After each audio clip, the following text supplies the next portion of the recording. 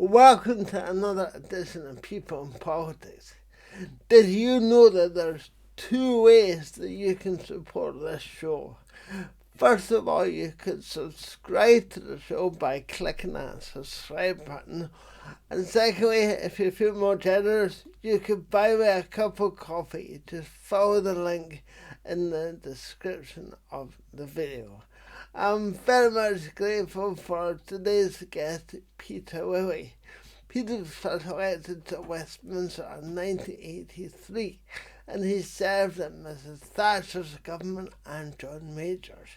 In 1982, he became the Secretary of State for Social Security, and I'm really looking forward to hearing some of his reflections on the politics of that time and some of the ideas for the Conservative Party going forward.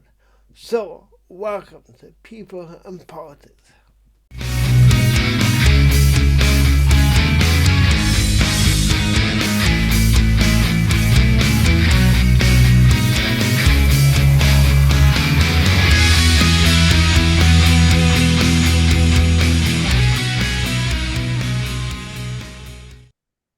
Peter Lilley, thank you so much for taking the time to join me on my podcast today. I'm so grateful for your time. Thank you. It's a pleasure to be here. Thank you for inviting me. You were first elected to Westminster in 1983, which is a while ago, and I was just at the age where I was just beginning to have political consciousness. Of course, I remember Mrs. Thatcher in the 80s, and I remember the miners and the Balkans War. But I wonder if you could start by giving us a window into what was going on in politics at that time and your kind of personal reflections of that sort of time, that era. Well, the important thing about that era is to remember what went before. We had the 1970s with rising inflation, rising unemployment, strikes and disputes the whole time. Under Ted Heath, the 3-day week and the miners' strike, which he failed to resolve, so people turned to Labour, and we had more problems and no solutions. Although we tried everything, agreements with the unions and beer and sandwiches at Number 10 and all that sort of thing. And we tend to forget that Ted Heath took a sort of almost Soviet-style control of the economy. He controlled every price, wage, dividend, fee, tariff in the country. And that's when I started getting really interested in the economic problems and got to know Geoffrey Howe, who had been Minister of Consumer Affairs under Ted Heath. So he was in charge of setting prices. And he said he realized how completely mad the world had become when he had to decide what the price should be for the annual summer fete in a little village outside Cambridge. And, so it's going to, and of course, it totally failed to stop inflation. So that was the background. And then Mrs. Thatcher came in saying, all this was nonsense. You had to get a grip of public spending and money creation and reform the trade unions. And that's what she did. People didn't really understand her policies, but they understood her conviction and her sense of belief. I started working with her before I ever got elected through Geoffrey Howe. I started writing speeches for him, and he handed me over to Mrs. Thatcher to write papers and speeches for her, and also Nigel Lawson. So I got to know her before I got elected in 83, and was convinced we were doing the right thing, but not everything right. I mean, there were quite a lot of mistakes in the first Parliament, and with the benefit of hindsight, that is. But that was the program, really, was to get a control of inflation, reform the trades unions, put trades union members in power instead of trades union bosses. And we hoped that that would give us industrial peace, lower inflation, and higher growth. And actually, we got all those things in the end, more than we probably believed we would, but it took longer than we thought it would. Is that enough for my reflections? No, I was about to say, did it work? Because, did she manage to can the trade unions and get inflation down in that time? Well, she did. She learned from Ted Heath's mistakes. Ted Heath had passed the Industrial Relations Act, which was going to reform all industrial relations, bring them within the law. Mm-hmm. And like most attempts at comprehensive solutions, it was a failure. That's one thing I learned: never try and solve everything at once. And it collapsed, and that it was provoking more disorder than it was meant to save. So that was repealed. Along came Harold Wilson. He tried in, what was it called, in place of strife. Couldn't even get that through the Labour Party in Parliament. But Mrs. Thatcher came in and did it step by step, first under Jim Pryor and then, more importantly, under Norman Tebbit. So they dealt with the closed shop, saying that you couldn't have closed shops, so that the trade unions couldn't exclude non-members from a workplace, non-members of the union. They gave union members the vote. They said you had to have a vote before you could strike, and that should be all the members, and it should be a secret ballot. Yeah. And so step by step, things like that, which transformed industrial relations from the worst in Europe to we had the lowest level of strikes in Europe by the end of it. Yeah, you mentioned Europe there, and I wanted to ask you, and you must correct me if I got my knowledge wrong, because my knowledge is sketchy of the 80s, but am I right in saying that Mrs. Thatcher, along with Heseltine and a few others, they worked really hard to get us into the European Union and create a good, solid foundation for Britain to be part of Europe?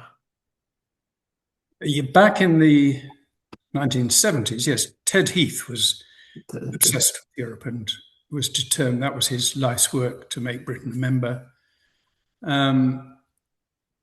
And yes, he was supported by Mrs. Thatcher. She did too.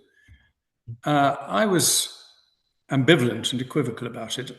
The first thing I ever wrote was in favour of us joining the European Common Market, but making it clear we should not join things like the Common Agricultural Policy, which weren't in our interest. Looking back, that wasn't realistic. So I was sort of somewhat pro-Europe. I did an apprenticeship in a French university. My first job was in Holland and Belgium. I'd travelled all across Europe. My sister studied and taught at a French university. All these things, by the way, were possible before we ever joined the European Union. I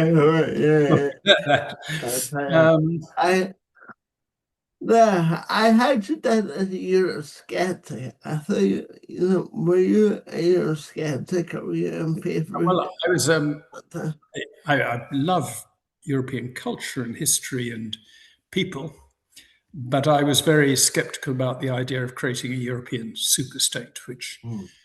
And it wasn't clear when we joined in 1973 whether we were signing up to this ever-closing union leading to a federal state or not. And in 1975, we had a referendum on the subject called by the Labour government. And of course, I've before. So that was the first referendum.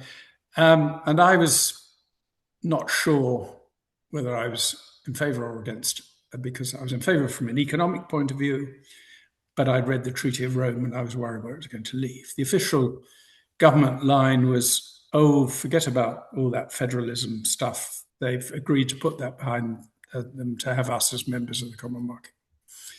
Anyway, I had been a candidate in Haringey in Tottenham and was sort of beginning to be reasonably well known. And the Keep Britain in Europe movement in North London decided they wanted me as a member of their committee.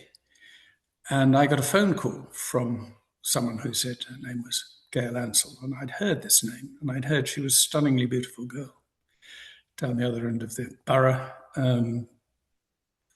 sufficiently beautiful for it to have been reported to me. She said that she'd been told as membership secretary to recruit me. Would I come to a committee meeting in her flat? And I thought, well, perhaps I will. Anyway, to cut a long story short, I ended up campaigning for us to remain in Europe in that referendum and duly married her. So I did very well. It was well going to the meeting. That's right. So, but over time, of course, Europe did develop in the way I feared, of constantly taking away democratic power from this country to institutions in Europe. And so I became a Eurosceptic, full-fledged. And as did, I'm happy to say, my wife. Yeah. Good. Yeah. Do you think that joining the Euro, the European, has kind of been a catalyst for some of the issues that we're seeing today? And it's like the taking the component to rooster, maybe say, but because it was joining the European Union at that time has led to some of the struggles that are having in communities today. Yes, it led to increasing resistance and a feeling of powerlessness among British people while we were members, a movement against it. There was, first of all, the referendum party ahead of the 97 election, which pledged a referendum on joining a single currency, and that forced first the Conservative Party and then Tony Blair to agree there would be a referendum before we joined. So we never joined because they knew we couldn't win that referendum. Then, whatever it was called, UKIP at the time under Farage, again calling for a referendum on whether we remained a member of the European Union, forced or prompted David Cameron to pledge such a referendum, assuming that he would win it. We had the referendum, we lost, he lost. But that has proved very divisive. A bit like in Scotland, the referendum there, people take sides and the losers become all the more committed. Scotland to independence, here the losers, the Remainers, all the more committed, having lost. And so far from settling the issue, it's left a division in British politics, which is rather sad, really. Then, do you think it was an error of David Cameron to hold a referendum in the first place? Because did he assume that they'd win the referendum to stay in Europe? So was he, was it an error of judgment for him to have a referendum? He promised to do so, so he had to do so. Yeah. Maybe it was an error to make the promise in the first place, but if he hadn't, he would have lost lots of seats in that election, might not have won. So it was he didn't think it was a gamble. He thought it was a dead set. And I must admit, I thought that the Remain side would win. Yeah. Because it had all the establishment on its side, the leadership of both parties, 3 or 4 parties. It had the BBC, it had actually the BBC wasn't too biased during the campaign, but it had most of the media, all the big banks. Goldman Sachs paid for leaflets throughout it. My constituency, I imagine everybody else's constituency, just before the campaign began, so that it didn't get counted in election expenses. It was a wonderful, full of a newspaper telling you all the dreadful things that were going to happen if we left the European Union. Yeah. So I assumed we'd lose, and even on the day of the election, I'd assumed we'd lost, and I went to bed at 10 o'clock thinking we'd lost, and woke up, fine, we'd won. Yeah. Yeah. I think it's so sad how uh, as you mentioned, it divides the community so much. No, obviously I'm in Scotland, and Scotland is divided right down the middle. You're either yes or no. You're for independence.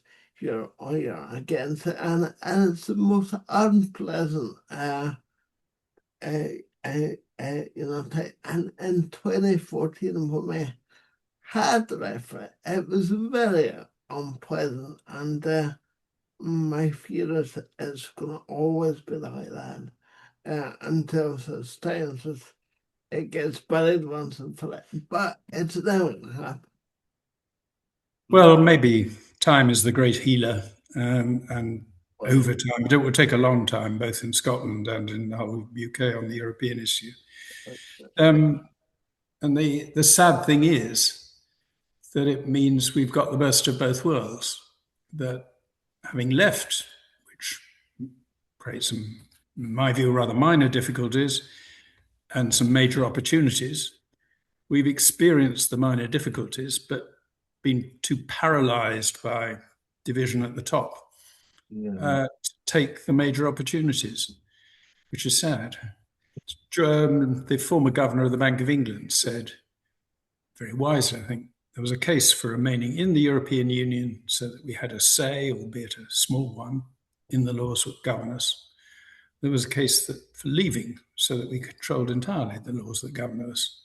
What there was no case for was leaving and then not making our own laws. And that's what we've done. So do you think we've benefited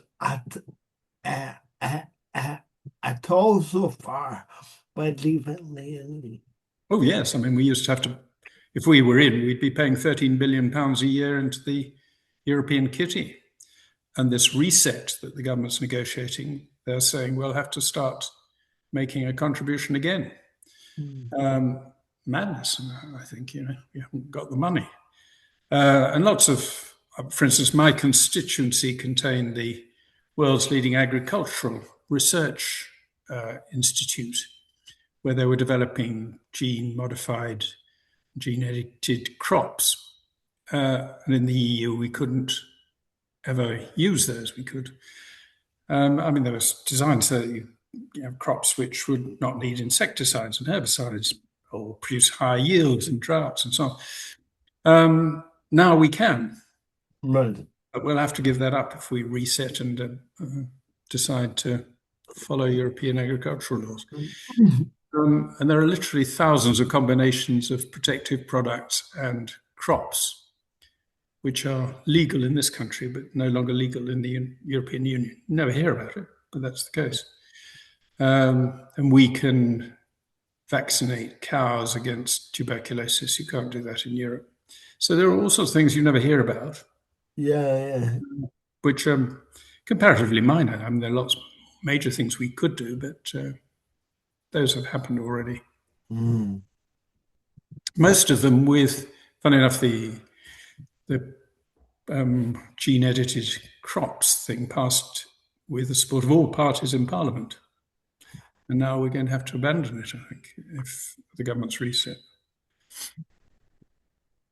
As you talk that you're taking them back a long time because, excuse me, no, I studied biotechnology and at university in Malacca, so I was really at that time at the forefront of genetic manipulation and transgender plants and animals, and it was a really exciting time in science and so you just take me back to that time, and Oh, well, I when I was at university, I studied natural sciences, but I studied physics.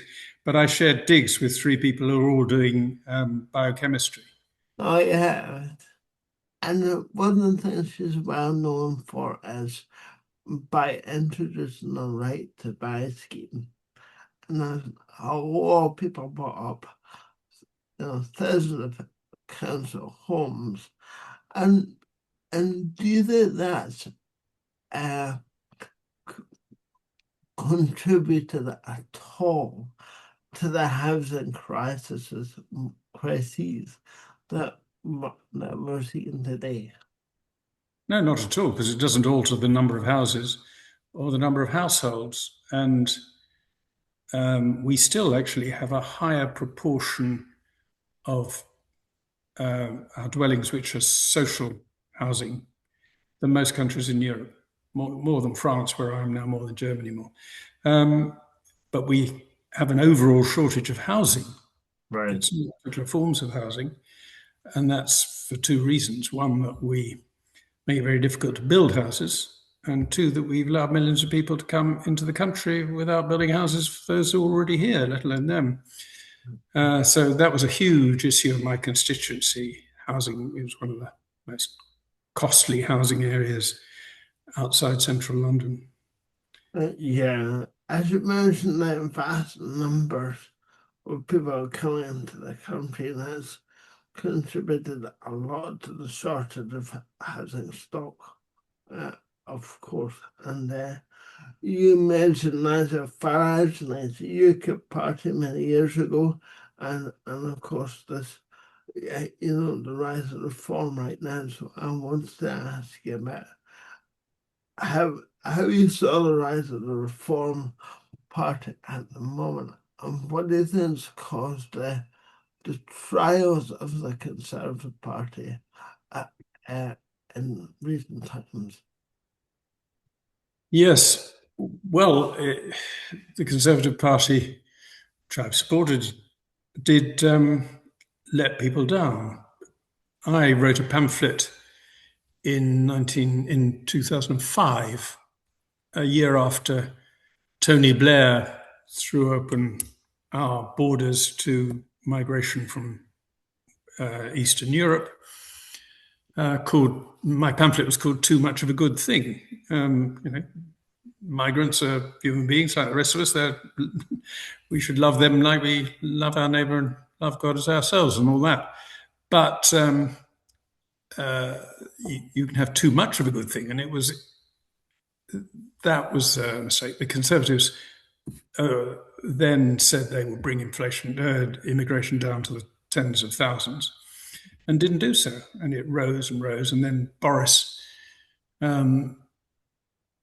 having closed the borders to a degree to immigration from Europe, then flung them open to the rest of the world. I don't know. He didn't foresee that it would be in terms of millions rather than hundreds of thousands. But that was an astonishing betrayal of people, coupled with the internal ructions and the Conservative Party going through prime ministers like Andy Warhol said we should all be famous for 15 minutes. We were nearly all prime minister for 15 minutes. And that disillusioned people, so people looked elsewhere. And they could see that there wasn't, on issues that really matter to people, that much difference between Labour and the Conservatives. Mm-hmm. So they went to Farage, and now on the left, some of them are going to the Greens. And that's going to be difficult to cope with in future elections. I'm a great supporter of Kemi Badenoch, and I hope she will. And you've got to show not merely that you've changed policies, but that you believe in the policies you adopt. Mrs. Thatcher, I said, people didn't understand her policies, but they knew she believed in them. And well, if she believes in them, let's give them a go. And the worst type of thing is when political parties, and it was true under David Cameron, would adopt policies because the focus groups and the opinion polls said they were popular. Yeah. And people could tell, well, they're only saying it, they're playing back our thoughts to us, but they don't really believe them, they don't hold them. And confidence erodes and disappears. Now, I know Kemi fairly well. I've known her since 2006. And I think she does believe what she says and says what she believes. But it will take quite a while and a tremendous lot of luck to be able to convince the electorate that here is a responsible party with a range of policies across the field in which it believes, and not just like Farage, a one-man band who's a one-club golfer. And his club is immigration. Yeah. Then do you think the wave of reform will pass over, and do you think it'll come and go? I don't know is the short answer. I think it would certainly be unwise for anyone to assume it will just disappear. It may wane, but still be a significant fat force. But in a sense, from my point of view as a Conservative in the Conservative Party should just do and say what it thinks is right, and not what it thinks is sort of tactically designed to position it vis-a-vis Reform and Labour and Lib Dems and Greens and so on. If we say we're going to face really major problems in the next Parliament, indeed we already are, but whoever is the government in the next Parliament will have to tackle them in the way this government can't. And these are the problems, and this is how we're going to solve them. They're not necessarily popular, but you can tell, you, the British people, know it's not going to be easy. It's not going to be straightforward. It's not all going to be nice and ice cream and cornets. So then I think people will rally to it. I hope so. If they don't, well, there we are. You've kind of answered the question, but what advice would you give to Kevin Badenoch? How do you think Kevin can revive the fortunes of the Conservative Party? Can she? Well, I mean, she already has to a degree, in the sense that she herself now comes over as a person that people respect and like. And there's a number of opinion polls recently where they've asked people, given a choice between Keir Starmer and Kemi Badenoch, who would you prefer as Prime Minister? They say Kemi Badenoch. Between Farage and Kemi Badenoch, they say Kemi Badenoch. Between, I don't know, who the leader of the Lib Dems is and Kemi Badenoch, they say Kemi Badenoch. So she's more popular or less unpopular than the leaders of all the other parties. That so far hasn't fed back to support for the party, but it will in time, as long as it's backed up by solid, credible, well thought out, well presented policies that are clearly designed to tackle a problem of the country rather than a problem of the party. Well, it remains to be seen, and I think her biggest supporter actually is Keir Starmer, and Yes. because they're making such a hash of things at the moment. So, yes, that may be good for the Conservative Party. It's pretty bad for the country. yeah. I personally want this Labour government to succeed. I don't think there's a most chance it will. But, if I have good ideas, I'll feed them to them, because, we all ought to be in favour of what's good for the country, not good for any particular party.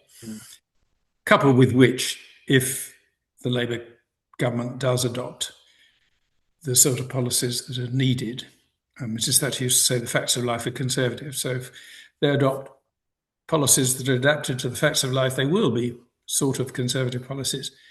Then at the next election, people will say, well, why not have the real thing? You mentioned mass immigration, and immigration, I think, was the highest when Boris was in power. He said, where we had so many people come to this country. I wonder if you thought it's too late to stop that or reverse it. Yeah, no, because the structure of society is changing because we've had so much mass immigration of different cultures, which, and the whole society is changing. I wonder if that will, if it's too late to stop it. Well, certainly we can't undo the past, but we can stop adding to it. I keep on reading articles in the newspapers saying, oh, immigration is coming down, it's only a fraction of what it was. Well, it did reach nearly 1 million a year net, and it's down to 220,000. But that's the population of Newcastle every year coming in. And we're not building a new Newcastle, and it's changing the composition and culture and nature of the British people, which I've worked in a lot of other countries over my life. My first career was working in developing countries, and I loved the people in different countries in their different ways. But I didn't want to live there because, nice though they were different from what I just found normal. And you're Scottish. I claim to be Scottish on my mother's side. And we're all intertwined in this country of ours. And I love France. I spend a month or two here a year. But at the end of the day, I'm British, and I don't want to see Britain suddenly changed into some foreign country. No, I'm exactly the same. I'm very proud of my Britishness and Scottishness, but I don't want it to be changed irreversibly into this, I say, almost a wrong country where parts were becoming already, and so I don't want it to be like that. Yeah. So and Peter, I've so enjoyed talking to you this morning. I'm very grateful for your time. Well, thank you very much for your questions and giving me a chance to hear the sound of my own voice, which, like all politicians, I like to hear. But thank you very much, and good luck to you and your podcast. Oh, thank you.